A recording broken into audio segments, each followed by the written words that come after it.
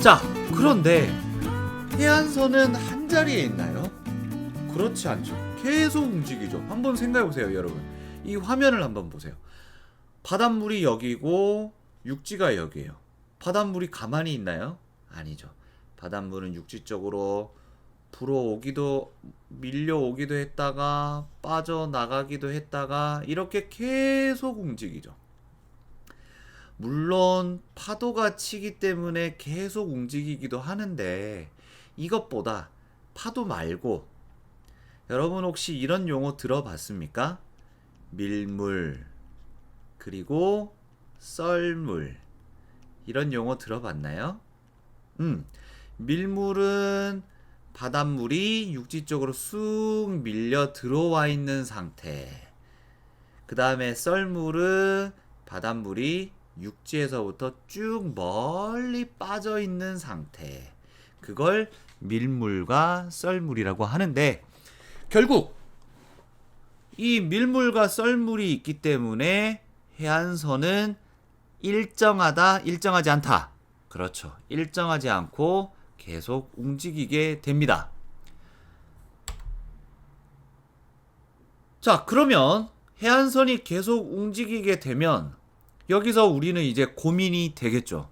왜냐?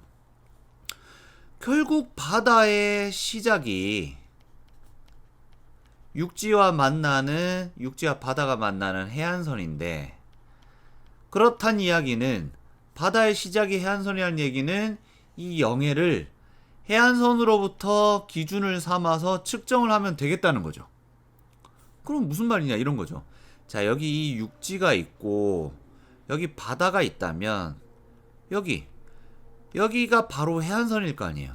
그럼 이 해안선에서부터 뭐 몇 미터, 몇 킬로미터까지 요만큼이 우리나라 영해다 라고 정하면 될 거 아니에요.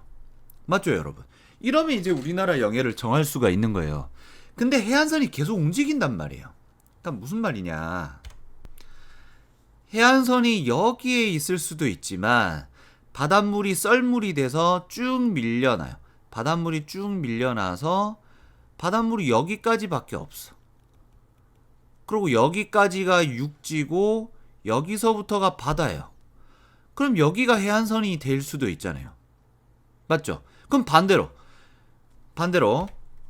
바닷물이 육지 쪽으로 쭉 밀려 들어와서 바닷물이 이렇게까지 된 거야. 그러면 여기서부터가 육지가 되고 여기서부터가 바다가 되겠죠. 그럼 해안선이 여기 있겠네. 자, 그런데 이렇게 해안선이 방금처럼 이렇게 두 가지 경우가 되면 어디서부터 영해를 측정해야 될까요? 여러분, 좀 더 넓은 바다 그리고 좀 더 넓은 영토를 확보하려면 여러분 같으면 이 밀물대의 해안선을 가지고 영해를 재겠어요? 썰물대를 가지고 영해를 재겠어요? 그렇죠. 바로 썰물대의 해안선을 가지고 영해를 측정하게 될 겁니다. 왜냐하면 여기 한번 보세요, 여러분. 썰물이라는 건 바닷물이 육지보다 먼 쪽으로 쭉 빠진 거죠. 그래서 바닷물이 요 정도밖에 없어요. 그래서 여기서 해안선이 형성이 될 겁니다. 그럼 여기까지는 육지, 영토가 될 거고 여기서부터 영해가 되겠죠. 근데 만약에 밀물대를 잡으면 밀물대 해안선을 영해의 기준으로 잡으면 여기서부터 영해를 측정해야 될 거고 영토는 여기까지만 영토가 되겠죠. 그럼 어디가 영토랑 영해가 더 넓어질까요? 그쵸? 썰물대가 훨씬 더 영토가 넓어질 테고 영해도 더 먼 바다까지 우리의 영해로 넣을 수가 있습니다. 그래서 바다의 시작을 해안선, 이 해안선을 언제로 약속을 잡느냐? 썰물대 해안선으로 결국 바다의 시작을 잡습니다. 그래서 결국 영해의 시작은 썰물대의 해안선인데 우리가 이 썰물대의 해안선을 계속 이렇게 길게 얘기할 수 없잖아요. 그래서 이 썰물대의 해안선을 부르는 용어가 있습니다. 그걸 우리는 특별히 최저조위선이라고 부릅니다. 가장 낮은 쪽의 바닷물의 위치라는 뜻입니다. 왜냐하면 바닷물이 바닷물이 썰물이 되면 바다 쪽으로 쭉 빠지겠죠. 그러면 물이 빠진다는 건 바닷물이 이쪽으로 이동하는 거와 동시에 아래쪽으로 내려가겠죠. 그래서 여기만큼이 될 겁니다. 그러면 바닷물은 이만큼 낮아졌을 테고 여기에서 최저조위선이 형성된다면 바닷물이 이만큼 낮아졌죠. 그래서 가장 낮은 쪽에 위치하고 있는 바다선이란 뜻이죠. 그래서 썰물대 해안선을 우리는 최저조위선이라고 부릅니다. 자, 근데 이 최저조위선을 아까 뭐라고요? 바다가 시작되는 곳으로 약속을 할 테고, 자, 이렇게 바다가 시작되는 곳으로 약속을 했으니까 당연히 영해를 측정하는 기준선이 결국 최저조위선이 되겠죠. 그러니까 이 최저조위선으로부터 이제 영해를 잴 겁니다. 자, 그런데 이 기준선을 좀 더 줄이면 뭐가 되느냐? 기선이 되겠죠. 그래서 우리는 새로운 용어가 하나 나옵니다. 통상기선이라고 해서 이때 이 통상이란 무슨 말이냐? 일반적으로, 보통, 흔히 쓰는 이렇게 생각하면 됩니다. 그래서 통상기선은 뭐냐? 보통 영해를 측정하는 기준선을 통상기선이라고 부릅니다. 다시 한번 얘기합니다. 통상기선은 보통 흔히 사용하는 영해를 측정하는 기준선을 통상기선이라고 부릅니다. 자, 그런데 통상기선이 결국 뭐다? 그쵸, 중간과정을 다 빼면 결국 통상기선은 최저조위선을 이야기한다 라고 생각하시면 됩니다.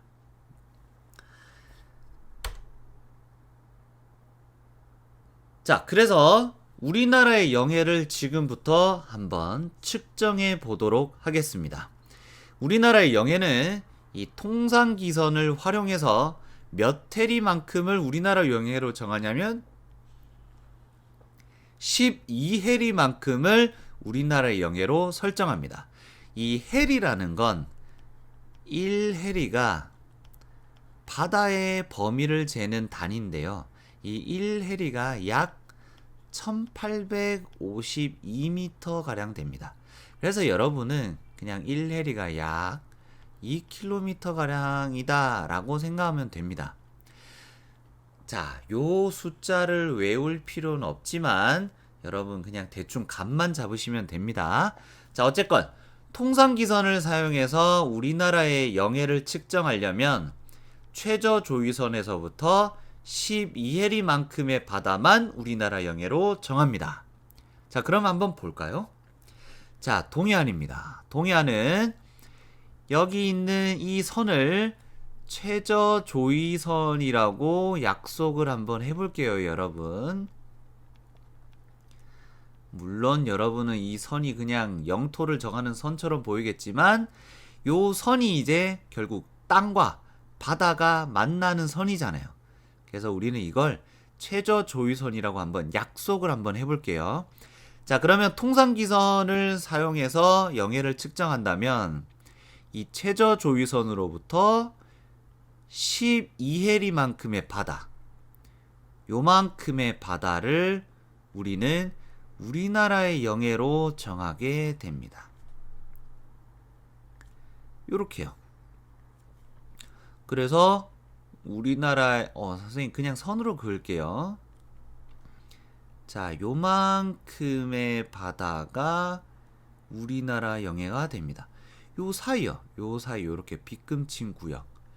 여기가 결국 우리나라 영해가 된다는 거죠. 최저조위선으로부터 12해리만큼 떨어진 이만큼의 바다를 우리나라 영해로 설정하는 게 통상기선이라는 거죠. 자, 그리고 이쪽에 보면 울릉도와 독도가 있는데 원래 실제 위치는 이것보다 아마 좀 더 떨어져서 한 요렇게 되어 있을 거예요. 근데 요 지도는 가까이 갖고 온 건데 울릉도도 마찬가지예요. 울릉도의 최저 조유선으로부터 12에리만큼의 바다를 우리나라 영해로 요렇게 삼을 거예요. 그 다음에 독도도 마찬가지. 최저 조유선으로부터 12에리만큼의 바다를 요렇게 우리나라 영해로 정할 겁니다. 자, 그러면 동해에서는 우리나라 영해가 요만큼이 있고 울릉도 주변에 요만큼이 있고 독도 주변에도 요만큼이 있겠죠. 됐나요, 여러분? 자, 그리고 또 통상기선을 쓰는 곳이 이 제주도의 아래쪽입니다. 최저 조위선으로부터 12에리 요만큼의 바다를 또 우리나라의 영해로 정합니다. 자, 그런데 선생님이 지금 왠지 모르게 동해와 울릉도, 독도와 제주도만 하고 나머지 황해와 남해는 안 하고 있는 것 같죠? 왜 그럴까요? 이건 왜 그러냐면 동해와 황해, 남해는 서로 약간 특징이 달라요, 여러분. 이 지도, 화면상에서도 딱 보이는 특징이 있습니다. 뭐냐? 동해에는 바다에 떠 있는 섬이 별로 없죠. 그리고 해안선도 되게 단순하죠. 물론 울릉도와 독도가 떠 있지만 얘네는 멀리 두 개밖에 없잖아요. 크게. 자, 그런데 황해와 남해, 서해와 남해는 바다 위에 떠 있는 섬들이 너무 많습니다. 그리고 해안선도 너무 복잡하고요. 그럼 이런 바다에서조차 통상기선을 쓰게 된다면 이 최저 조유선으로부터 12에리만큼의 바다를 우리나라 바다로 넣어야겠죠. 그럼 여러분, 이 굴곡이 너무 많다 보니 이걸 어떻게 다 측정하고 있어요? 그쵸? 그래도 불구하고 측정을 했다 쳐봅시다. 자, 그러면 이렇게 바다가 이렇게 될 겁니다. 우리나라 바다가, 우리나라 영해가 아마 이렇게 될 거예요. 자, 그런데 여기서 문제가 생길 수 있겠죠. 여러분, 여기 있는 이 섬들, 이거 어떻게 해요? 우리나라 영해 다 바깥쪽에 있죠. 선생님, 아까 울릉도, 독도도 우리나라 영해 이만큼보다 바깥쪽에 있었어요. 그래서 얘도 그냥 최저 조유선으로부터 12에리만큼 바다 했잖아요. 그럼 얘네도 똑같이 다 하면 되는 거 아니에요? 라고 말할 수 있는데 문제는 뭐냐면 개수의 차이예요. 동해에는 딸랑 둘, 근데 서해에는 통상기선을 써서 재면 우리나라 영해 바깥쪽에 떠 있는 섬들이 너무도 많습니다. 자, 이렇게 됐을 때 과연 통상기선을 사용해서 서해와 남해의 영해를 측정하는 게 효율성에서 맞는 거냐는 거죠. 그래서 우리는 황해와 남해처럼 섬이 너무 많거나 아니면 해안선이 너무 복잡해서 통상기선을 사용하기 힘든 경우에 우리는 새로운 기준선을 만듭니다. 그 기준선을 뭐라고 부르냐면 바로 직선기선이라고 부릅니다. 자, 그럼 이 직선기선은 뭐냐? 바로 정의부터 설명을 드리겠습니다. 직선기선은 최외곽 섬들을 이은 직선을 기선으로 정하는 겁니다.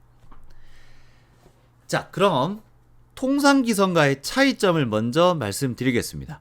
통상기선은 최저 조위선을 기선으로 정했다면 직선기선은 최외곽 섬들을 이은 직선을 기선으로 정하게 됩니다. 그럼 이때 최외곽 섬들을 이은 직선이 뭐냐? 글자 그대로입니다, 여러분. 최고로 바깥쪽에 있는 섬이라는 거죠. 다시 얘기해서 우리 이 한반도에서부터 가장 멀리 떨어져 있는, 가장 멀리 떨어져 있는 섬들을 이은 직선을 영해의 기준선으로 잡겠다. 요게 바로 직선기선입니다. 그러면 직선기선을 어떻게 적용하느냐? 자, 이거는 국가에서 몇 개의 섬을 정해놨어요. 가장 멀리 떨어져 있는 섬을. 선생님은 그냥 예시로만 보여드릴게요. 자, 이 지도상에서 떨어져 있는 섬 중에 가장 멀리 떨어져 있는 섬들만 한번 이어볼게요. 자, 한반도에서 가장 멀리 떨어져 있는 섬들을 직선으로 잇습니다. 요렇게, 요렇게. 아이고, 참. 다시 해볼게요. 자, 요렇게, 요렇게, 그리고 이렇게, 그리고 이렇게, 이렇게, 요렇게, 요런 식으로. 자, 이렇게 제일 멀리 떨어져 있는 섬들을 이렇게 이은 직선 보이시죠? 이 직선을 결국 뭐로 정하겠다? 기선. 그걸 우린 직선기선이라고 부릅니다. 자, 그러면 우리나라의 영해는 서해와 남해에선 영해를 어떻게 정하느냐? 이 직선기선으로부터 몇 해리? 그렇죠. 통상기선과 동일하게 12해리만큼의 바다를 우리나라 영해로 설정하게 됩니다. 그래서 이만큼 여기까지가 우리나라의 영해가 됩니다. 알겠나요, 여러분? 선생님, 그러면 이 직선기선으로부터 요만큼의 바다가 영해면 그럼 이 안쪽의 바다는 뭔가요? 여러분, 이 안쪽의 바다도 그냥 우리는 영해라고 부릅니다. 다 우리 바다예요. 그러니까 결국 서해와 남해는 우리나라의 바다는 여기까지인 거예요. 직선기선으로부터 12해리 뻗은 이 선까지가 우리나라의 바다가 됩니다. 그러고 보면 동해보다는 서해에서 바다가 좀 더 넓어 보이죠, 여러분? 맞습니다. 자, 그럼 이제부터 우리나라의 바다를 쭉 한번 정리 한번 해보겠습니다. 자, 동해안 이쪽, 그 다음 제주도 남쪽 해안, 아까 얘기했던 여기, 그 다음 울릉도와 독도, 울릉도, 독도, 여기는 아까 무슨 기선? 그렇죠. 통상기선을 사용해서 바다를 재고요, 영해를 측정합니다. 최저조위선으로부터 몇 해리? 그렇습니다. 12해리입니다. 최저조위선으로부터 12해리를 우리나라의 영해로 정하는 게 통상기선. 그럼 직선기선은 뭐냐? 황해와 남해에서 가장 멀리 떨어져 있는 이 섬들을 이은 직선으로부터 12해리만큼의 바다를 영해로 정하는 거, 이걸 직선기선. 직선기선은 황해와 그리고 남해에서 사용합니다. 알겠죠, 여러분? 자, 그런데 특징 지을 만한 바다가 하나 있네요. 바로 대한해협입니다. 대한해협은 어디냐면 여기입니다, 여러분. 원래 우리 땅이었다고 하던 이 대마도입니다. 대마도는 현재 일본의 땅으로 되어 있는데 이 대마도는 우리나라의 영토와 너무도 가까이 있어요. 그럼 여러분, 여기에서 이제 바다를 재려면 똑같이 12해리를 그어버리게 되면 우리나라의 영해와 일본의 영해가 겹쳐버리게 됩니다. 그만큼 바다가 좁아요, 이 사이가. 그래서 이 사이는 영해를 어떻게 정하냐면 직선기선을 씁니다. 그냥 여기서부터 쭉 이어져 오던 직선기선으로부터 12해리도 아니고 딱 3해리만큼의 바다만 영해로 정하게 됩니다. 그래서 대마도, 일본의 영해와 겹치지 않도록 이렇게 정합니다. 그래서 요 사이의 바다를 대한해협이라 부르고, 이곳에서는 영해를 직선기선을 사용해서 3해리만큼만 우리나라 영해로 정해요 라고 생각하시면 되겠습니다. 알겠죠, 여러분? 좋습니다. 자, 그러면 이제 우리나라 영역 세 번째, 영공입니다.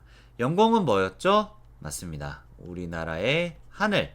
그래서 어디에 있는 하늘을 얘기하냐면 우리나라 영토와 영해 바로 위에 있는 하늘을 우리나라의 영공이라고 넣습니다. 자, 영공은 보통 위로 쭉 올라가니까 저 우주 끝까지 우리나라의 하늘이라고 부르지 않습니다.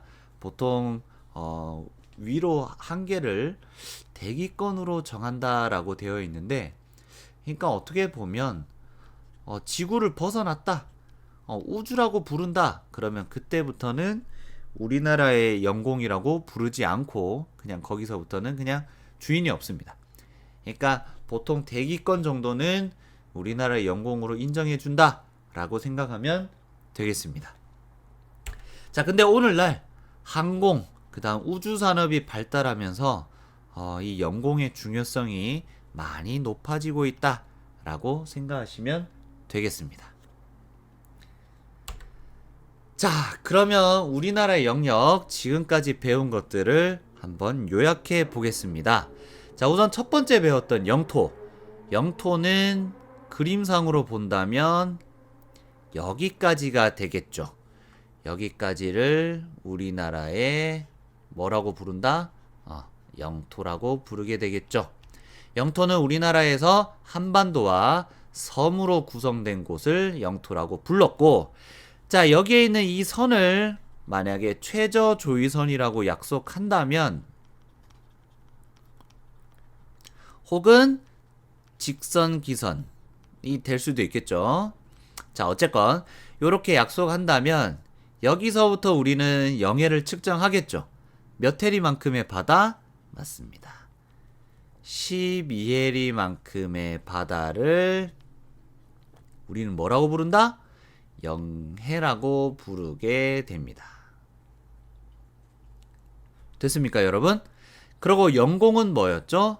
영토와 영해의 수직상공. 결국 요 위의 범위, 여기가 우리나라의 영공이 되겠죠. 알겠나요, 여러분? 그림은 직접 손으로 잘 그려서 줬는데 저의 필기가 영 엉망이네요. 아쉽네요. 자, 그래서 결국 우리나라의 영역, 우리나라의 국민이 주권을 가지고 있는 범위, 영역은 세 가지가 있었는데, 영토, 영해, 영공. 영토와 영해와 영공은 이렇게 구성이 된다. 영토는 이렇게 한반도와 섬, 영해는 기선으로부터 12해리만큼의 바다, 그걸 영해.